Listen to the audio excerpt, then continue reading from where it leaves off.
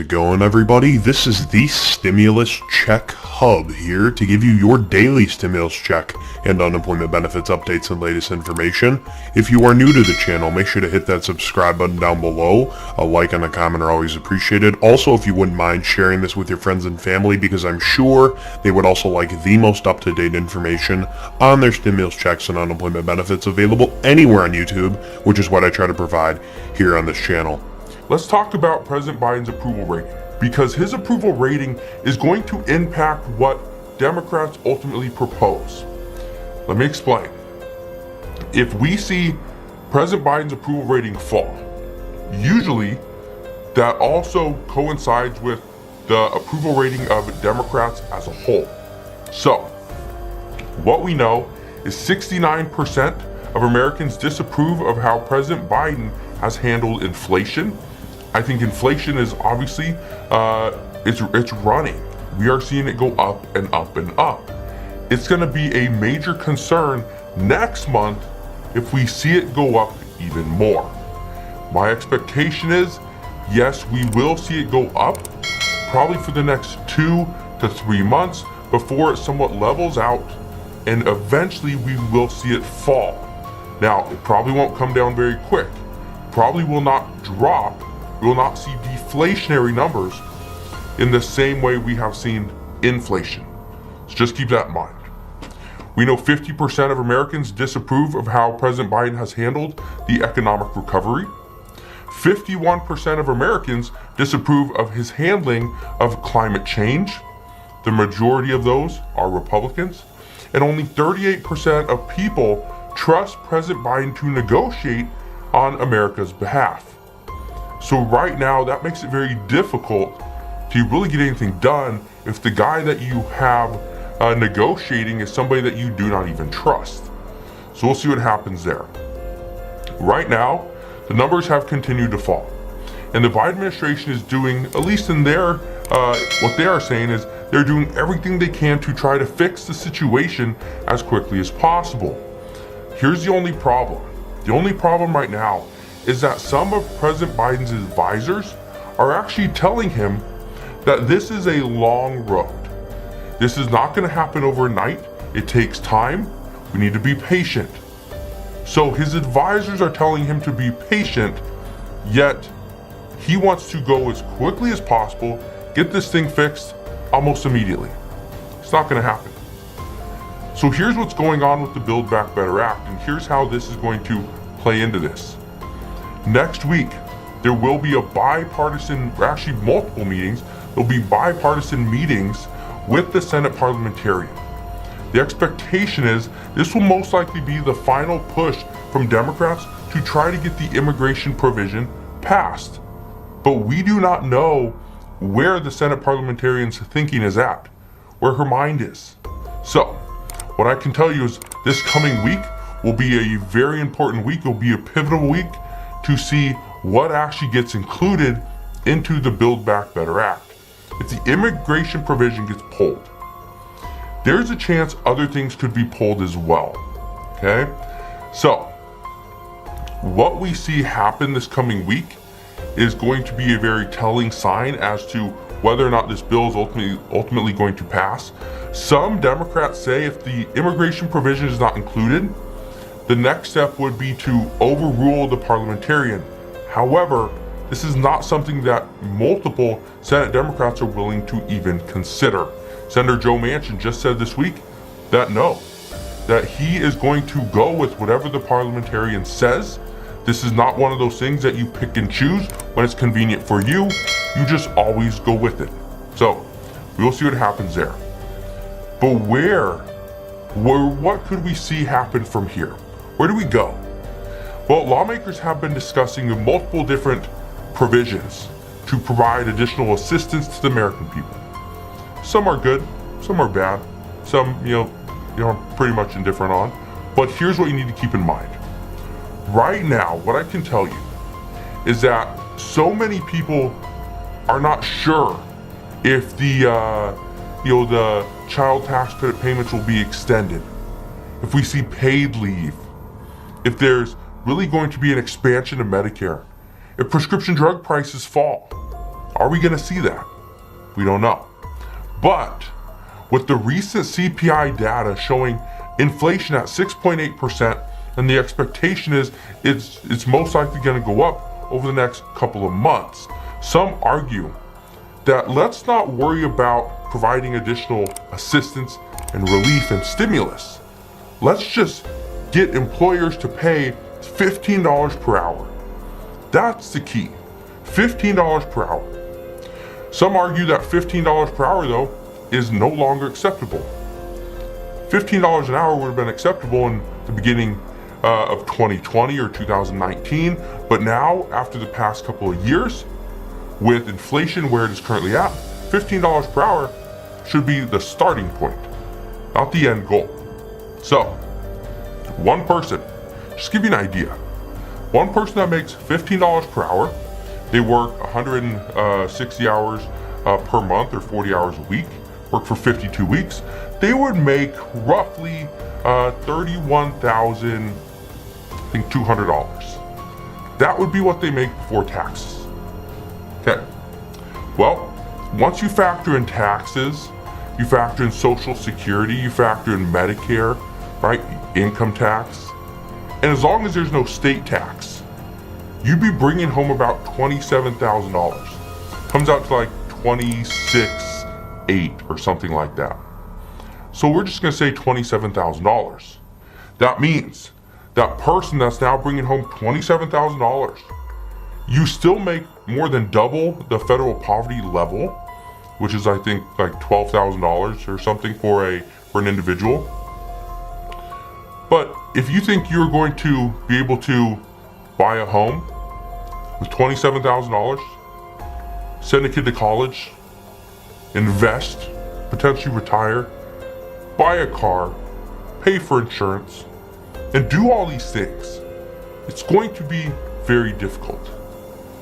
Just think about it. $27,000 a year divided by 52 weeks comes up to about $520 per week.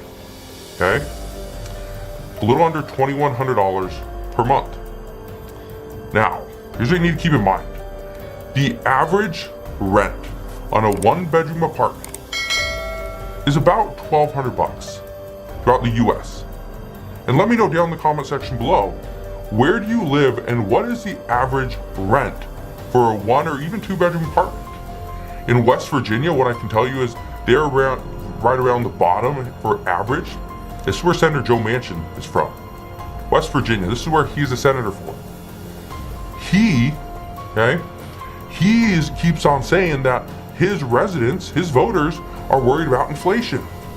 Yes, they obviously are worried about inflation when they only pay $725 a month for a one-bedroom apartment. That's on average. In some place like Hawaii, you're spending about $1,600 per month for a one-bedroom apartment in Hawaii. Now, that's on average as well. But here's where the big discussions are coming in. The major discussions over the past couple of months have been on providing more benefits to those that are really in need. The lower income and the middle income households. How do we do this? The problem is all 50 Senate Democrats have to get on board with any stimulus, with any provision that's going to pass in the Build Back Better Act, because it needs 51 votes. So here's what's happening. Since all 50 Senate Democrats can't get on board, right now many are looking at different ways to provide assistance. One of the easiest ways is to actually put money back into the American people's pockets, just give them more money. So let's try to, entice or require employers to pay them more. That's what the discussions have been about. It's not on let's cut taxes, right, which would help out a lot of people. It's not about providing an additional stimulus check. It's not about raising Social Security benefits, right, or cutting gas taxes. That's not being included. And so that's the real problem. But keep in mind that the Senate parliamentarian has already ruled against a $15 minimum wage provision. So that's not going to be included. Democrats would be insane to put it back into the bill, pass the bill in the House, send it over to the Senate just for that to be pulled out, voted on, and kicked back to the House. Now, I don't know if they do this, but they could. Now, the only way right now to get through any of this stuff and get through the Senate parliamentarian, according to multiple Democrats, is to overrule her ruling.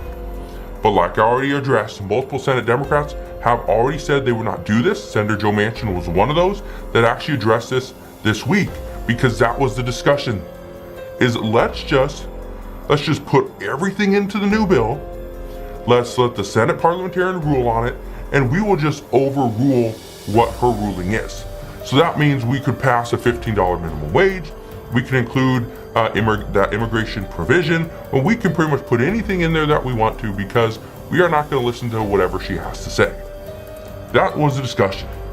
So right now, the path forward with the Build Back Better Act, with any form of stimulus, with the $15 minimum wage or the immigration provision, right now, the path forward is murky at best.